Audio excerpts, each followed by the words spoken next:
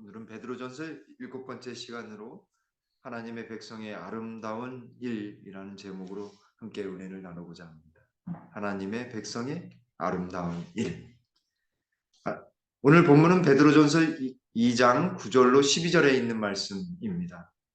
핵심적인 말씀이 9절에 있기 때문에 제가 9절을 읽도록 하겠습니다. 그러나 너희는 택하신 족속이요 왕같은 제사장들이요 거룩한 나라요 그의 소유가 된 백성이니 이는 너희를 어두운 데서 불러내어 그의 귀한 빛에 들어가게 하신 이의 아름다운 덕을 선포하게 하려 하심이라. 아멘.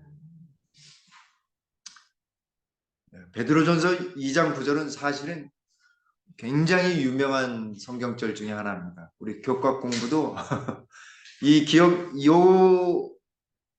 베드로전서 2장 9절만 가지고 기억절을 몇 번 했는지 제가 중학교 1학년 때부터 지금껏 보니까 수도 없이 기억절로 이렇게 되어 있던 것을 볼 수 있습니다. 그런데 이 말씀을 우리가 제대로 살펴볼 기회는 거의 없었던 것 같습니다. 그래서 이 말씀을 중심으로 해서 12절까지의 본문의 말씀을 살펴보도록 하겠습니다. 잠깐 앞에를 좀 더듬어 보면 1장에서 예수님의 재림의 소망에 대해서 이야기했습니다. 그리고 우리가 앞에서 2장 1절로 8절까지는 그리스도 안에서 어떻게 자라날 것인지, 성장할 것인지에 대해서 살펴보았습니다. 어떻게 우리가 예수님 안에서 어떻게 자라야 되는지를 우리가 살펴보았습니다. 그래서 멈추지 말고 신령한 젖을 사모하면서 하나님의 주시는 그 능력을 받아서 계속해서 영적으로 성장해야 된다라고 말씀하신 다음에 그 다음에 말씀하시는 것이 이 9절 말씀인 것입니다. 그러나 너희는 택하신 족속이요. 아직 성장은 다 하지 못했을지라도, 아니 조금 부족할지라도 너희는 택하신 족속이요 왕같은 제사장들이요 거룩한 나라요 그의 소유된 백성이니라고 우리에 대해서 말씀하시는 것입니다. 사실 남을 사랑하기 위해서는 나 자신을 이기적으로 사랑하는 것이 아니라 나 자신을 소중하게 생각할 줄을 알아야 됩니다. 내가 얼마만큼 하나님이 사랑하시는 대상인지 가치 있는 사람인지를 깨달아야지만, 하나님이 나를 얼마만큼 사랑하시는지를 깨달아야지만 다른 사람을 사랑할 수 있습니다. 그래서 가족을 주셨고 자녀를 주셨고 어머니 아버지를 주셨습니다. 그런데 우리 하나님은 우리더러 죄악 세상에 있던 우리를 가리켜서 예수님을 믿으니까 너희는 택하신 족속이요 라고 이야기하는 것입니다. 이것만큼 정말 감동적인 말씀이 없는 것 같아요. 더군다나 왕 같은 제사장들이요. 왕도 참 대단한데 제사장, 하나님의 큰 직분을 주시는 것입니다. 그리고 더 나아가서 거룩한 나라요 그의 소유가 된 백성이니라고 했습니다. 이거를 하나씩 조목조목 살펴보겠습니다. 첫 번째, 택하신 족속, 소유된 백성, 같은 개념이 두 번 반복하고 있습니다. 너희는 택하신 족속의 왕같은 제사장들이요 거룩한 나라요. 다음에 이 택하신 족속과 그의 소유된 백성이라고 하는 것이 같이 이렇게 두 번 강조되어 있습니다. 여기 택하신 족속은 선택된 백성이라고 할 수 있겠습니다. 과거 이스라엘 백성들에게 하나님은 신명기 7장 6절에서 이렇게 말씀하셨습니다. 너는 여호와 내 하나님의 성민이라, 거룩한 백성이라. 내 하나님 여호와께서 지상 만민 중에 너를 자기 기업의 백성으로 택하셨나니. 하나님이요, 이스라엘 백성들이 정말 탁월하고 정말 능력이 있어서 택하신 것이 아니라 그들이 어디에 있을 때, 무엇을 하고 있을 때 택하셨어요? 애굽에 있을 때 무슨 일을 하고 있었어요? 네, 노예 생활을 하고 있을 때 노예의 신분이 있는 사람들 택하셔가지고요 하나님의 성민으로 만드시고, 그냥 만드신 것이 아니라 택하셨다, 선택하셨다라고 하는 말씀입니다. 이스라엘 백성들이 선택을 받은 것처럼 하나님 우리도 택하셨을까요? 사실 우리가 택한 것처럼 보이지만요, 하나님이 택하셨습니다. 제가 결혼할 때 이 결혼하기 전까지는 남자들이 아내감들을 이렇게 고르는 것인 줄 알았는데, 나중에 보니까요, 결혼하고 보니까 남자가 택한 것이 아니라 아내들이 택한 거더라고요, 보니까. 왜냐하면 싫으면 안 되거든요. 싫으면 안 되는 거예요. 그 마음이 열려질 때까지는, 움직일 때까지는 안 되는 거더라고요. 그것도 사람뿐만 아니라 동물에도 마찬가지더라고요. 얼마나 애를 쓰는지, 수컷들이 암컷 마음 얻으려고 얼마나 애를 쓰는지. 근데 그 마음이 변하지 않으면 좋은데, 사람 마음이 어떻습니까? 변해서 문제지, 그 마음 구애할 때까지는 얼마나 정성을 들이는지 모릅니다. 하나님은 언제나 우리를 택하시고 부르신 겁니다. 이스라엘 백성들을 그냥 택하신 것이 아니라 기업의 백성으로 택하셨다라고 말씀하셨습니다. 여기의 기업은 어떤 것을 의미합니까? 육신의 가나안 땅, 하늘 가나안을 주시려고 그렇게 이스라엘 백성들을 위해서 가나안 땅을 그들에게 기업의 백성으로 만들어 주신 것입니다. 근데 그 기업의 백성으로 만들었더니 어떻게 됐어요? 순종했어요? 불순종했어요? 불순종한 것입니다. 택하셔서 불렀더니 그의 소유된 백성이 됐는데 불순종하는 것입니다. 문제가 발생하는 것입니다. 여기 말라기 3장 17절에도 뭐라고 말씀하시냐면, 만군의 여호와가 이르노 나는 내가 정한 날에 그들을 나의 특별한 소유로 삼을 것이요. 그냥 삼은 것이 아니라 특별한 소유로 삼으셨다라고 하는 것입니다. 한 사람 한 사람이 다 특별한 것입니다. 그래서 예수님이 이 땅에서 그냥 돌아가신 것이 아니라, 십자가에 모든 사람으로 그냥 돌아가신 것이 아니라 단 한 사람만 있더라도 그 한 사람을 위해서 돌아가신 만큼 그 큰 사랑을 가지고 돌아가셨습니다. 이게 의미가 달라지는 것입니다. 한 사람, 그 한 사람이 우주만큼 정말 소중한 것입니다. 그리고 맨 마지막에 또 사람이 자기를 섬기는 아들을 아낀 같이 내가 그들을 아끼니. 얼마나 자녀들이 그리고 손주들이 얼마나 소중하고 소중합니까?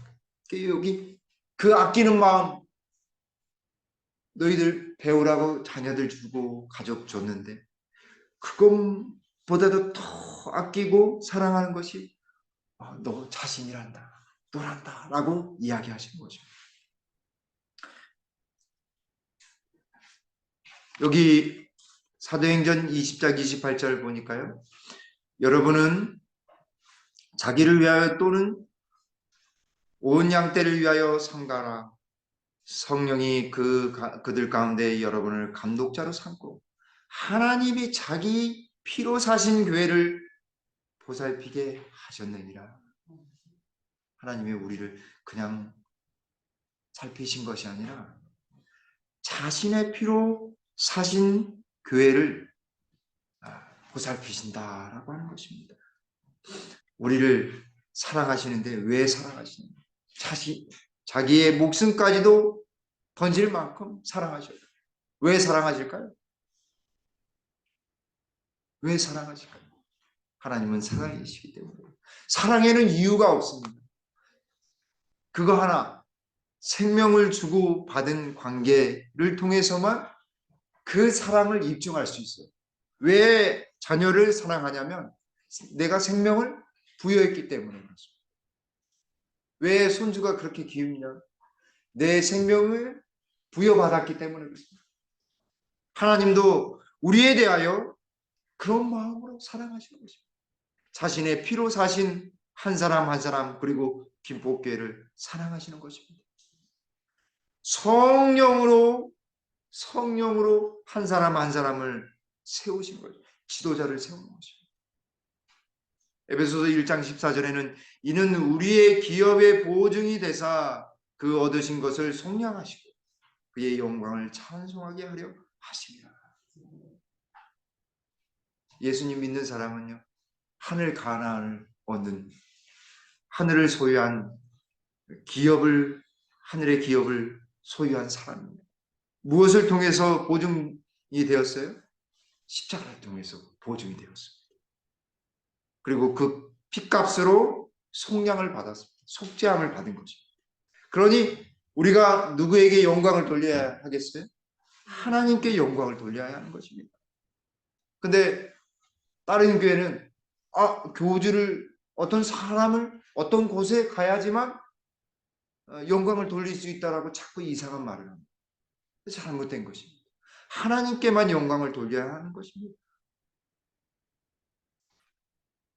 예수님께서 뭐라 말씀하셨냐면 마태복음 7장 11절에 너희가 악할지라도 좋은 것으로 자식에게 줄 줄을 알거든 하물며 하늘에 계신 너희 아버지께 구하는 자에게 좋은 것으로 주시지 않겠느냐.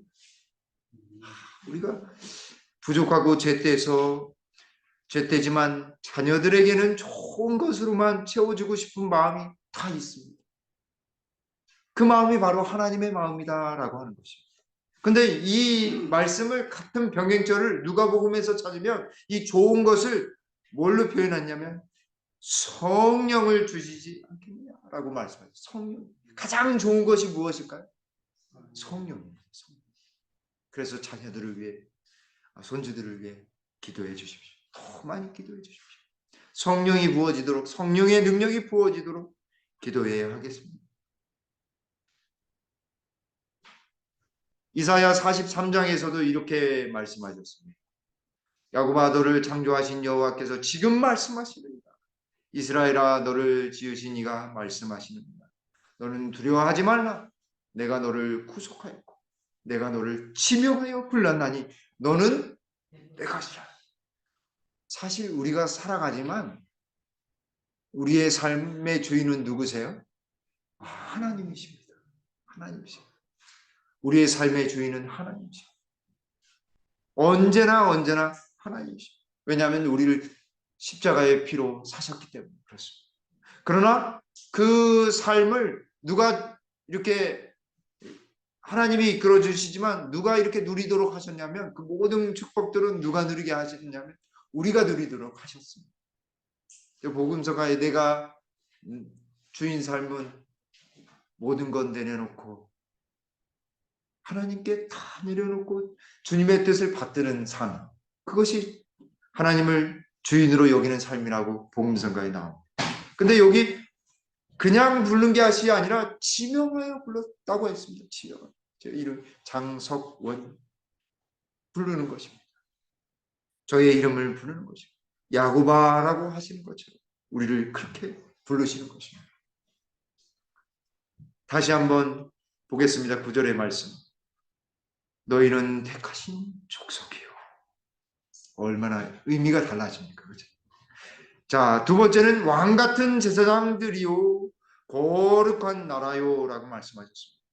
근데 사실은 왕 같은 제사장보다는 본래 헬라 말에서는 왕의 제사장들, 다시 말하면 왕에 속한 제사장들, 그 왕은 누구세요? 네, 하나님이시잖아요. 하나님의 제사장들이요 라고 하는 말씀입니다. 근데 영어 성경에는 로열 프리스트우드, 그러니까 다시 말하면 이게 왕 같은 제사장들이라고 이렇게 되어 있습니다. 하지만 본래의 본문에는 더 가까운 것은 왕의 제사장들이라고 하는 표현입니다. 그 표현은 어디에서부터 시작되었냐면 이 왕 같은 제사장들이라고 하는 표현은 이 라틴어 성경인 불가타역에서부터 시작이 되었습니다. 그런데 헬라어 성경에는 왕의 제사장들이라고 되어 있습니다. 왕도 대단한데 제사장도 제사장 직분을 우리가 다 수행하는 것입니다. 한 사람 한 사람이 제사장입니다. 왜냐하면 우리가 드려야 될 온전한 제사는 우리의 삶이기 때문에 그렇습니다. 그리고 거룩한 나라요 라고 했는데 이 나라라고 하는 표현이 민족이라고 하는 표현으로 되어 있습니다. 그러니까 요 본래 베드로전서 2장 9절에 있는 말씀이 어디에 나와 있는 말씀을 인용한 거냐면 출애굽기 19장 5절로 6절에 있는 말씀을 인용했습니다. 세계가 다 내게 속하였나니 너희가 내 말을 잘 듣고 내 언약을 지키나 너희는 모든 민족 중에서 내 소유가 되겠고, 아까 택하신 족속, 소유된 백성, 그 개념이죠. 너희가 내게 대하여 제사장 나라가 된다고 했어요. 제사장 나라. 이게 나라라고 하는 것이 왕이라고 하는 표현, 헬라 말로는 나라와 왕이라고 하는 단어가 같은 바실레이아라고 하는 말로 되어 있습니다. 왕은 곧 나라요, 나라는 곧 왕이었습니다. 그리고 거룩한 뭐라고 되어 있습니까? 백성. 네. 근데 여기 앞에서는 거룩한 나라라고 되어 있지 않습니까? 그러니까 백성이라고 하는 표현이 더 정확한 것입니다. 민족이라고 하는, 왜냐하면 이스라엘 민족은 하나님의 백성이었기 때문에 거룩한 백성이라고 표현했습니다. 근데 그 표현을 다시 베드로전서 2장 9절에서 표현하면서 이 번역하면서 이 거룩한 나라라고 이렇게 표현을 번역을 한 것뿐입니다.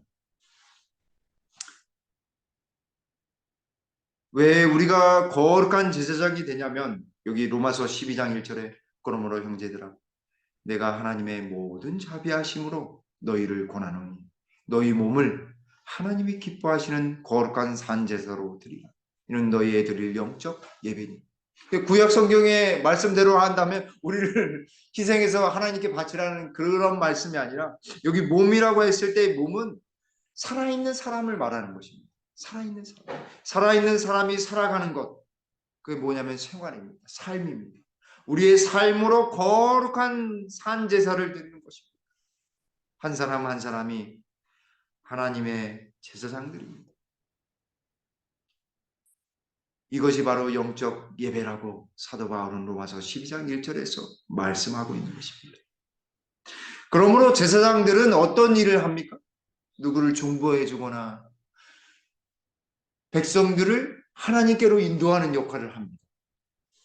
그래서 여기 히브리서 4장 16절에 보면은 그러므로 우리는 긍휼하심을 받고 때를 따라 돕는 은혜를 얻기 위하여 은혜의 보좌 앞에 담대히 나갈 것이니. 누구만 하나님 보좌 앞에 나갈 수 있었어요? 이 법궤가 있는 지성소에 누가만 들어갈 수 있었어요? 네, 대제사장. 제사장도 그냥 제사장이 아니라 대제사장. 그런데 우리는 대제사장이 아닌데도 하나님 보좌 앞으로 담대히 나갈 수 있는 거죠. 무엇을 하면요? 네, 기도하면 하나님 보좌 앞으로 바로 용기입니다. 우주의 중심에 계신 하나님의 보좌에 바로 연결이 되는 것입니다. 근데 그 보좌에서 무엇이 나와요?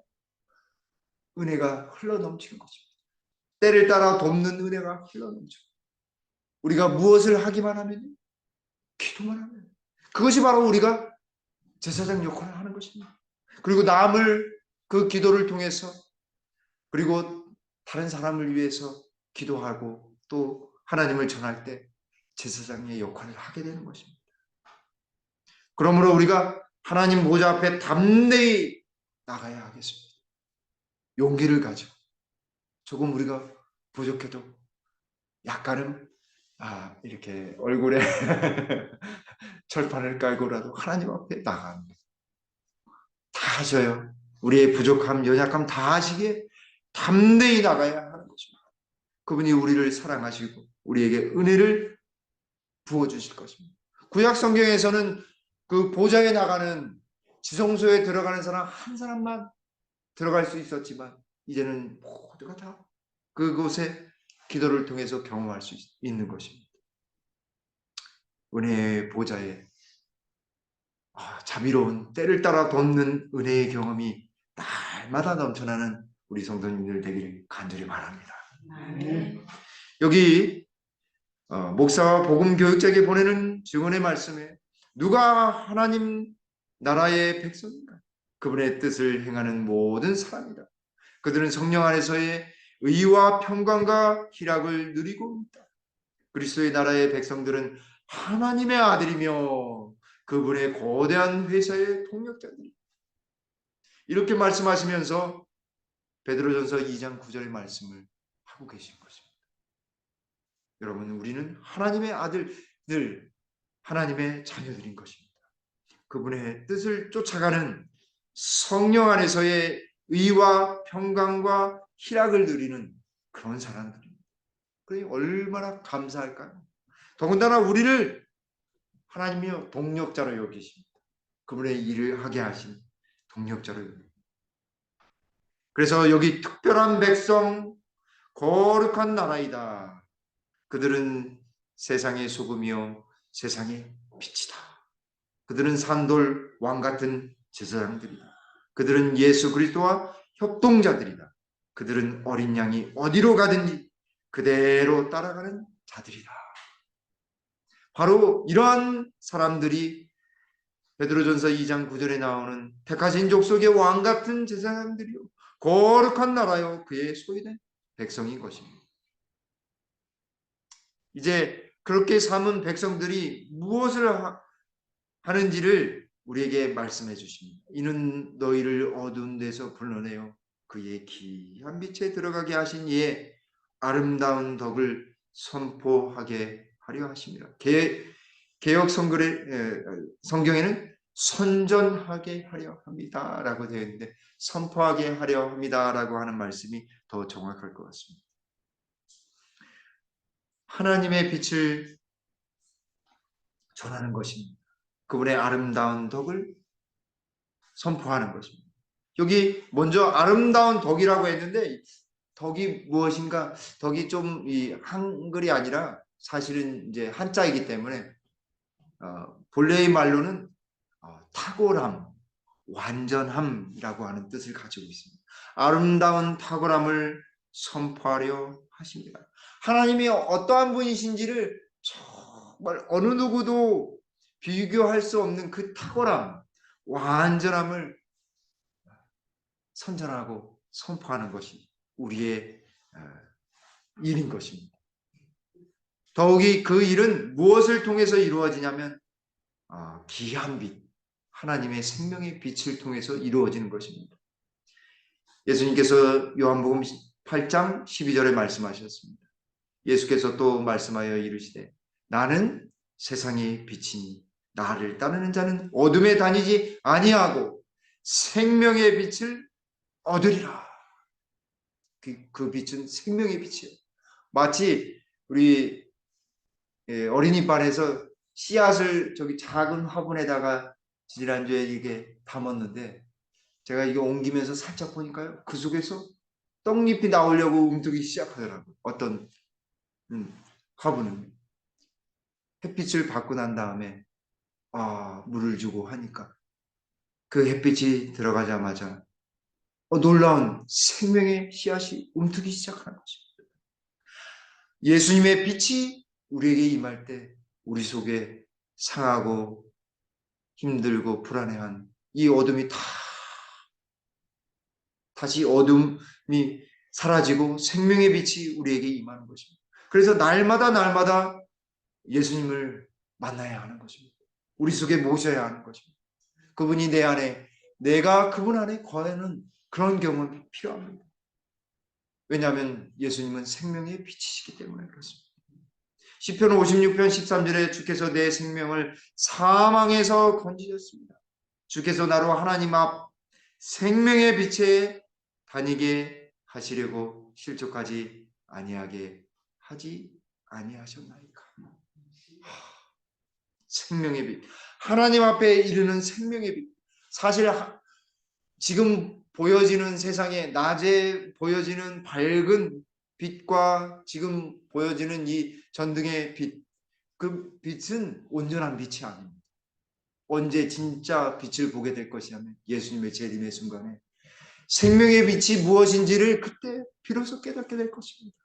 어둠은 다 지나가고 생명의 빛으로 다시 환하게 비치게 될 것입니다. 그래서 새하늘과 새 땅이 되면은 태양이 필요 없다라고 각시대 대쟁투 학원에 말씀하고 있지 않습니까?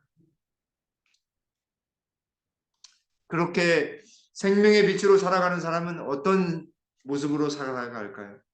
예수님께서 말씀하셨습니다. 마태복음 5장 16절에 이같이 너희 빛이 사람 앞에 비치게 하여 그들로 너희 착한 행실을 보고 하늘에 계신 너희 아버지께 영광을 돌리게 하라. 너희 빛이 다른 사람 앞에 비치게 하라고 하셨는데 어떻게 비치게 하라고 하셨냐면 착한 행실을 보여주라라고 하는 것입니다. 하나님의 어떤 분이신지 예수 그리스도의 십자가의 사랑이 무엇인지 행동으로 보여주라라고 하는 것입니다. 그래서 사도 바울은 에베소 5장 8절에 너희가 전에는 어둠이더니 어둠에 거하더니도 아니고요. 어둠이라고 했습니다. 어둠 그 자체. 왜냐하면 예수님이 없는 삶은 어둠 그 자체인 것입니다. 살아있으나 살아있지 않은. 그래서 살아있는 꽃을 가위로 딱 잘랐어요. 꽃이 살아있어요? 죽어있어요?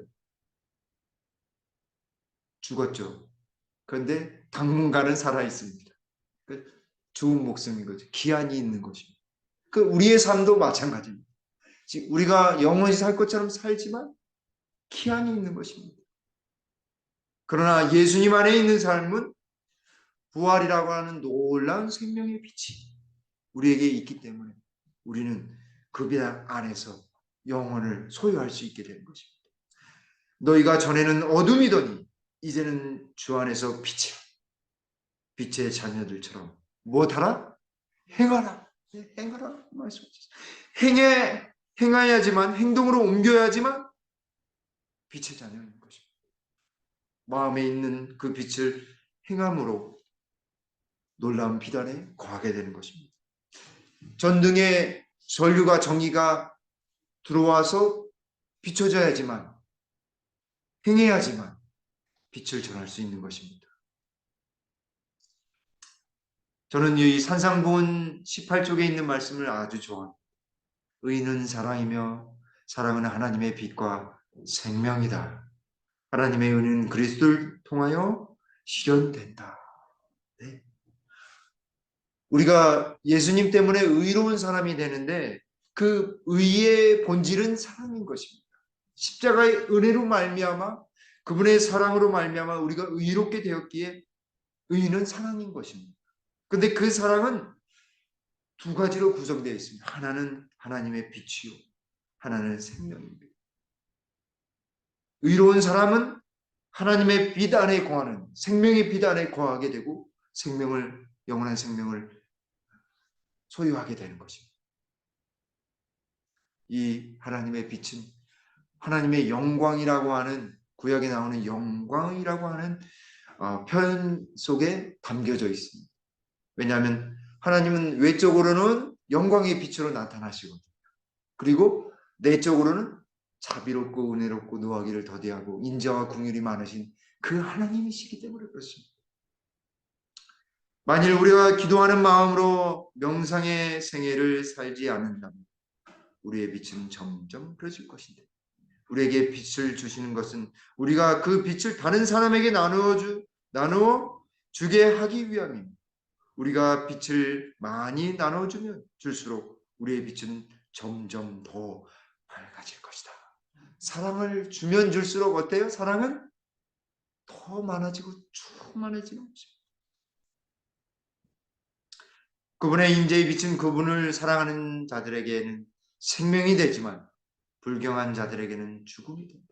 그래서 예수님 이야기하면 거부감 갖는 것이 거기에 있습니다.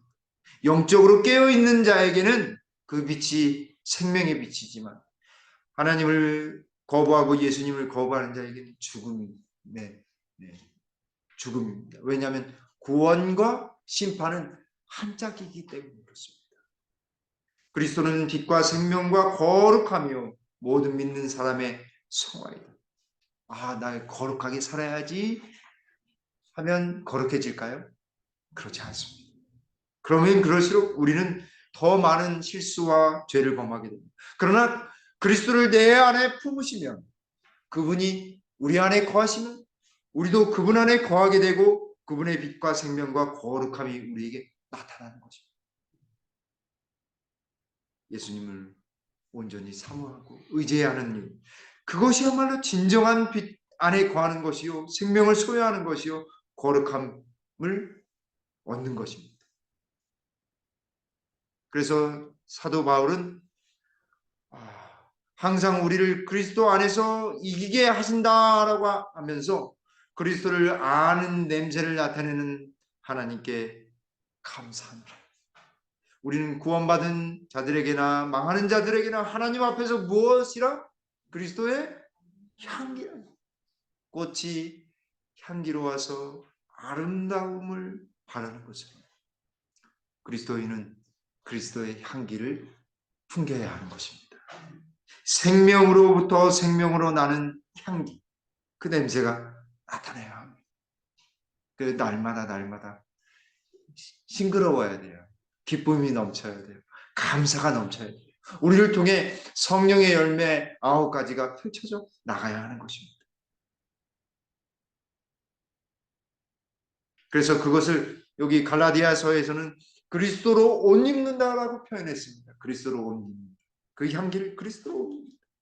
그리고 우리를 그리스도의 것이라고 했습니다. 왜 그리스도의 것이라고 표현했냐면 우리는 영적인 아브라함의 자손이요 약속대로 유업을 이을 사람들이기 때문에 그런 것입니다. 자, 이제 9절까지 이 말씀을 다 살펴보았습니다. 이제 나머지 부분 빠르게 살펴보겠습니다. 10절에 너희가 전에는 백성이 아니더니 이제는 하나님의 백성이요. 지금껏 이야기한 이야기를 하고 있죠. 전에는 궁유를 얻지 못하였더니 이제는 궁유를 얻는다. 전에 한번 이 말씀드렸죠. 궁유는 구약에서 어머니의 자궁을 의미한다고 말씀드렸습니다. 새롭게 태어나는 것입니다. 새롭게 창조되는 것입니다. 누구를 통해서요? 예수 그리스도를 통해서 새롭게 창조되는 하나님의 백성으로 거듭나는 것입니다. 만약 우리가 우리의 신뢰를 주님께 둔다면 우리는 지금 강한 백성입니다. 저 용기가 되더라고요. 설교를 준비하면. 우리가 하나님께 신뢰를 두면 둘수록 우리는 지금 어떠한 시련과 고난 속에서도 강한 백성이다라는 사실을 잊지 말게 되길 간절히 바랍니다.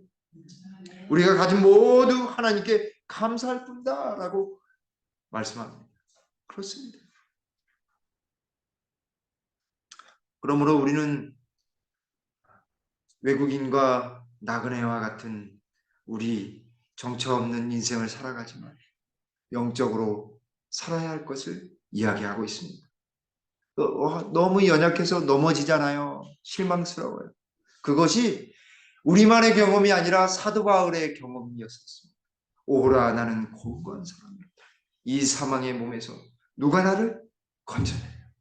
걱정하지 마시고. 사도 바울도 그 정말 완전한 사람이라고 할 수 있는 사도 바울도 넘어지고 연약한 사람이었습니다. 그래서 누가 필요했을까요? 예수님이 필요했던 것입니다. 자, 12절까지 다 왔습니다. 너희가 이방인 중에서 행실을 선하게 가져 너희를 악행한다고 비방하는 자들로 하여금 너희 선한 일을 보고 오시는 날에 하나님께 영광을 돌리게 하려 합니다. 우리가 살아가면서 억울한 일이 있을까요? 없을까요? 있어요. 아니 땡 굴뚝에도 연기가 납니다. 제 경험상 나더라고요. 억울한 누명도 써왔어요. 제가 목회를 하면서도 써왔어요. 피눈물을 흘리면서 막 근데 그런 일이 있을 때라도 누구한테 영광을 돌리라고요? 네. 하나님께 영광. 그 사람 미워하면 하나님께 영광이 되지 않습니다. 하나님께 영광을 돌려야 하겠습니다. 다시 말씀으로 마태복음 5장 16절의 말씀으로 돌아가면 이와 같이 너희 빛을 사람들 앞에 비치게 하여 그들로 너희 착한 행실을 보고 하늘에 계신 너희 아버지께 영광을 돌리게 하라. 우리는 하나님의 충실한 사자들로서 계속하여 그분에게 그분의 능력을 능력에 의하여 유지될 것을 청원해야 한다. 기도해야 하는 것입니다. 그럴 때 희망이 생기는 것입니다. 마치 꽃이 피고 향내를 내고 꽃이 아름다운 것처럼 우리도 예수님의 모본을 따라서 예수님의 향기, 아름다운 꽃을 피워야 하겠습니다. 이 봄에 아름다운 꽃들을 다 피우는 우리 김복교의 모든 성도님들 되시기를 간절히 바라면서 말씀을 드리도록 하겠습니다. 아버지 하나님, 우리를 택해 불러주셔서 주님 감사합니다. 주님의 소유된 백성 삼아주시고 거룩한 민족으로 삼아주시오니 너무나 감사합니다. 왕같은 제사장 직분 주셔서 이 땅에서 주님의 기이한 미 선포하고 또 나타나게 인도해 주셨사오니 주님 너무나 감사합니다. 그 일에 저희들 정말 성령을 구하며 우리의 매 생활 가운데 하나님의 능력으로 말미암아 온전히 전하는 우리 모두가 되도록 도와주시옵소서. 저희들은 연약하고 부족하지만 우리 예수님의 생명의 빛으로 말미암아 그 모든 것 온전히 전할 수 있도록 빛을 부어 주시옵소서. 주님이 우리 안에 거하고 우리가 주님 안에 거하는 삶, 그 삶으로 날마다 승리하는 삶 살아갈 수 있도록 김복회 모든 성도님들을 위해 주님의 큰 능력으로 성령으로 인도해 주시옵소서. 모든 것 감사드리오며 예수님의 이름으로 간절히 기도 올리옵나이다. 아멘.